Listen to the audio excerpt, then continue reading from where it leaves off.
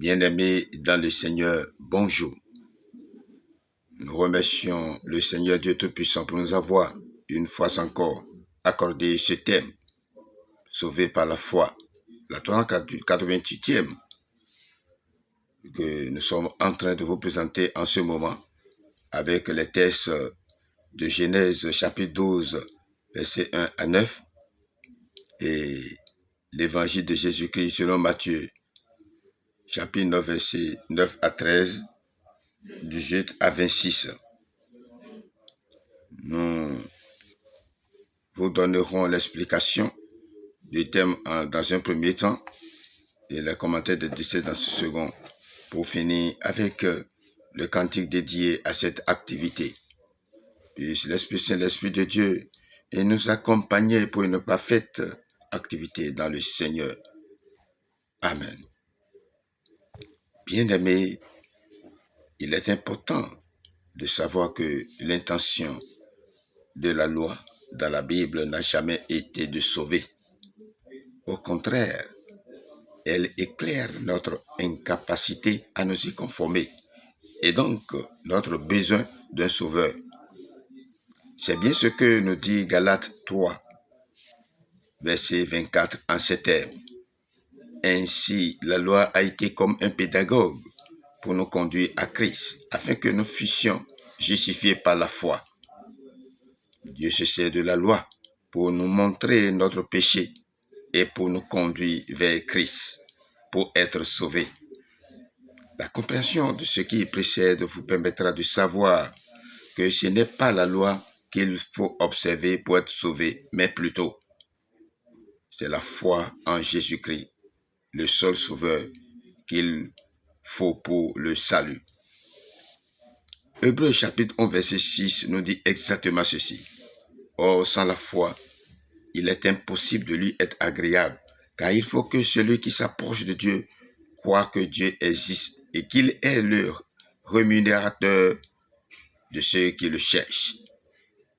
Il faut noter que ce chapitre du livre des Hébreux est le temple de la renommée de la foi, en ce qu'il contient tous les hommes et femmes qui ont plu à Dieu. Qu'ont-ils fait exactement? Ils l'ont satisfait par une foi humble et dépendante. La base du fonctionnement de Dieu avec sa création est donc la foi, comme l'illustrent les nombreuses personnes de ce chapitre. Abraham a été considéré comme juste uniquement sur la base de la foi. Jacques chapitre 2, verset 20 à 23. Hébreux chapitre 11, verset 17 à 19. Romains chapitre 4, verset 3. La seule condition préalable à l'obtention du salut est de croire en Jésus-Christ. Les Écritures sont unanimes sur le fait que c'est par la grâce que vous êtes sauvés, par le moyen de la foi. Et cela ne vient pas de vous, c'est le don de Dieu. Tout ce que l'homme doit faire, c'est de répondre par la foi, et ce qui inclut la repentance du péché pour recevoir l'œuvre de Jésus-Christ en sa faveur, recevant ainsi le don gratuit du salut de Dieu. Jean chapitre 1, verset 12, Éphésiens chapitre 2, verset 13. L'accent a été mis sur la repentance, le chemin qui mène vers Christ, un ingrédient essentiel du salut lors du premier sermon de Pierre après l'ascension du Christ pour le pardon de vos péchés. Marc chapitre 1, verset 14 à 15 nous révèle également que la repentance et la foi en l'évangile sont les deux choses qui sont nécessaires au salut. Et Actes chapitre 11, verset 18 en est la preuve. Après avoir entendu cela, ils se calmèrent et ils glorifiaient Dieu en disant, Dieu a donc accordé la repentance aussi aux païens, afin qu'ils aient la vie.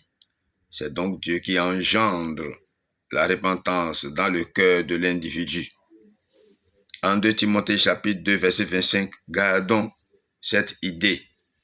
Il doit redresser avec douceur les adversaires, dans l'espérance que Dieu leur donnera la repentance pour arriver à la connaissance de la vérité. C'est pour vous dire que l'acte de repentance naît d'en haut dans le cœur de l'individu. Pour le salut, il nous revient d'annoncer la bonne nouvelle selon l'ordre de Jésus-Christ comme cela se doit. Aux pécheurs, ceux qui n'ont pas encore Christ, de répondre à l'appel par la repentance et la foi en Jésus-Christ comme Abraham dans le premier texte, et à Christ d'accomplir ses œuvres à travers la guérison de toutes les maladies du péché et autres dont souffre l'homme, afin de lui donner un statut nouveau, comme l'enseigne le second texte. C'est justement ce qui nous amène dans les commentaires pour vous montrer ce que contient ces deux textes. Et Genèse chapitre 12, versets 1 à 9 nous permet de vous dire, dans ce temps, d'après le déluge, l'idolâtrie avait d'effrayants progrès. Josée chapitre 24, versets 2 à 5. Dieu laisse cette fois le mal suivre son cours, mais il appelle un homme à s'en séparer. Par la foi, Abraham étant appelé, obéit, et il partit sans savoir où il allait. Hébreux chapitre 11, verset 8 à 10. Abraham partait les yeux fermés, mais le Dieu de gloire le conduisait par la main. Actes chapitre 7, verset 2 et 3. L'ordre de Dieu lui suffit pour se mettre en route. L'obéissance nous est naturellement contraire, mais même quand nous connaissons la raison de ce qui nous est demandé. Mais pour obéir sans comprendre, partir sans connaître sa destination, il faut la foi. Autrement dit, une entière confiance en celui qui a donné l'ordre. Abraham est dans l'Écriture le modèle de la foi. Ce qui caractérise celle-ci, c'est l'abandon des choses visibles pour un but invisible. Je dis bien, ce qui caractérise celle-ci, c'est l'abandon de choses visibles pour un but invisible. 2 Corinthiens chapitre 4, 18. En contraste avec les bâtisseurs de villes sur la terre, Caïn, les hommes de Babel, Abraham porte ses regards vers la cité céleste, dont Dieu est l'architecte et celui qui construit. Hébreux chapitre 11, verset 8 à 10. Et cette attente fait de lui un étranger sur la terre. Il n'aura dorénavant que sa tente et son autel, verset 8, témoignant de ce double caractère de pèlerin et d'adorateur qui est celui de l'homme de foi dans tous les temps. N'est-il pas bon qu'il en soit ainsi pour vous également?